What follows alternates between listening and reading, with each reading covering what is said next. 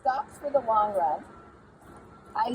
It was just like these other books. It had a cover, and it was much fatter.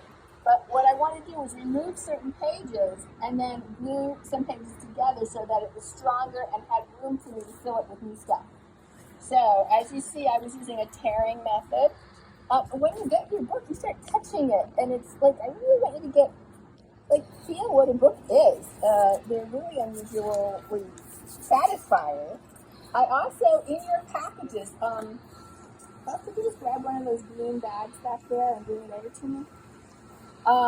You're going to have a place to put your book. You're also going to have some tools, because this project, today we're doing, art is usually lots of variety and then lots of unity, right? Lots of variety, and then you organize it into a unity thing, and then you start to like it. Otherwise, it's just like junk, you know? You see all this junk, it's not pleasant. But when you organize it and when you have unity, it starts to come together. So in your bags, everyone will have the description of what we're doing. There's two sides. You'll have some extra papers that I created for you, or I put in there for you, because this treatment of this book is a collage treatment, where you collage paper, and you draw with paper and scissors, or you draw with paper and tearing. In this case, there was a lot of tearing, and then this is scissoring. So that's really what you guys have to do for the rest of the summer, is to work on this book independently. Use the website to show me what the pages look like as we go along. You can do a video, or you can do just a single page, and see how it goes. I mean, when you're doing collage, what's great about it is you take colors together. You start to look at surface, like the paper you use. You start to look at it as color and pattern, not so much pictures and words. So you have to sort of decouple your brain from seeing it as, oh, a splotch. And then you start seeing it as, well, does that color look like looks that color? And the methods of preparing a collage is often tearing, and sometimes I wet my fingers, and I tear it like so.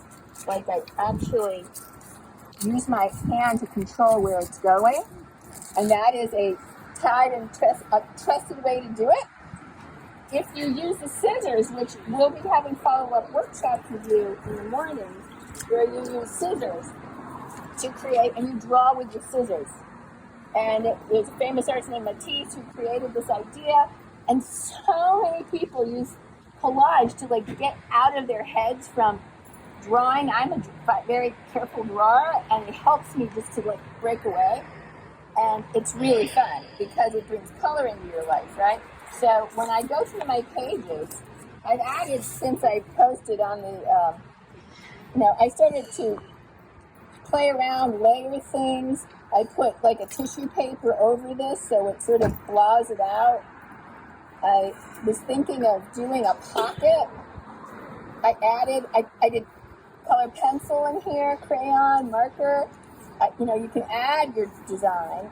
This one I just sort of pasted up and added, and I tried to create, the background is this one color, and then this is the foreground, which is hard to see a little bit. I might have to do something more. I use newspaper. Maybe you have magazines and newspaper, but I didn't cut out a figure in it. Some people do that with their collages, but I look at it as painting. The color of the paper is like paint, right? And then, so what we're doing today is preparing the book, and we're making lots and lots of possibilities by printing things. And then you take the paper home and you collage and play around. I even made a pocket here, so that can hide in there. I can put things in there. This next page I hadn't finished it, right? So I wanted to do something with it to bring it together. So I found a similar color. I made this a long time ago, but it had the browns. And I thought maybe I'll do some tearing to, does it please me, really? And And because my theme is the ocean, so suddenly I go from that to that. I kind of like it. I'm not 100% sure. Maybe I'll tear it down some more, but that's how I want you to think about it. Just paint with this paper. Draw with the scissors.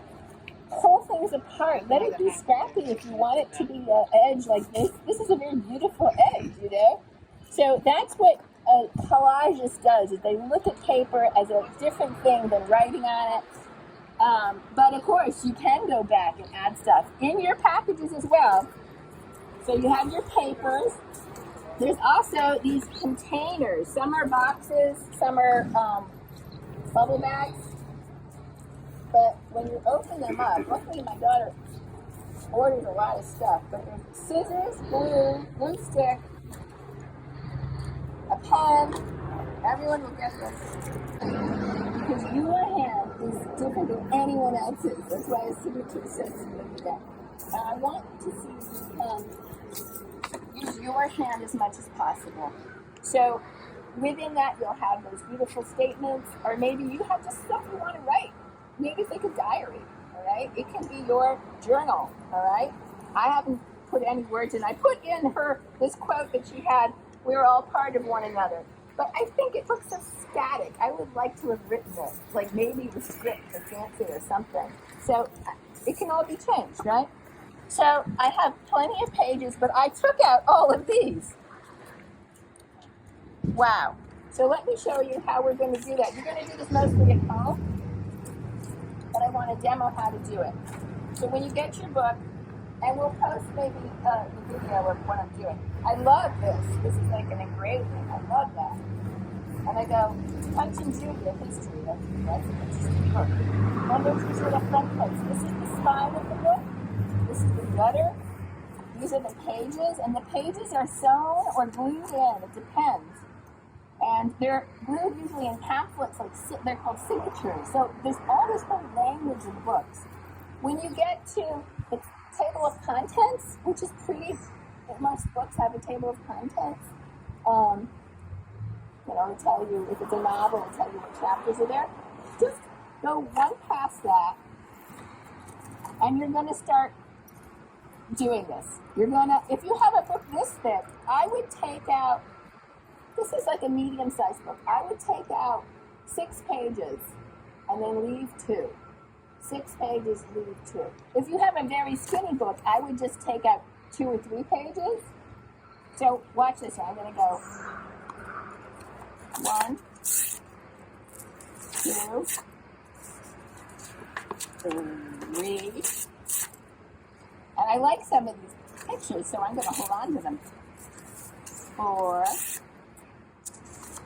think I'm going to do 5. Okay, there's my first 5 pages. If there's a little mess, I can fix that, right? And then I'm going to go, after the 5, I'm going to go flip, flip. And then pull out 5 more. 1, 2, 3, 4, 5. Now, I can't do them all at once, but it sort of helps me to hold that there. And if it's an older book, it might be a little tricky because this one is sewing in it. They've sewed the pages in, signatures in, so some of them will be glued.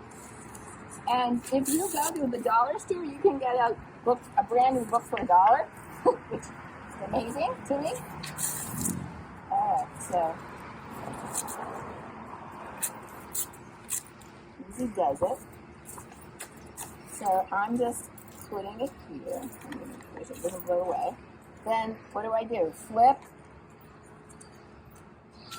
Flip, and then 5 more. You go through the whole book this way. If you have a really thick book, like a textbook, take out at least 7, because that's a lot more pages. Like I said, 2 or 3 for yours.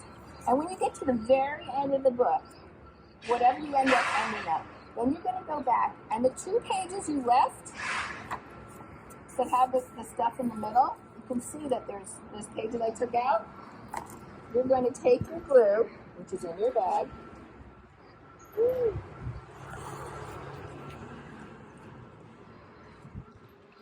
You want to see it works.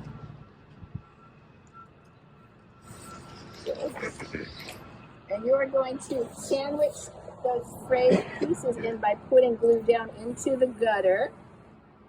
Okay. And then around the edges.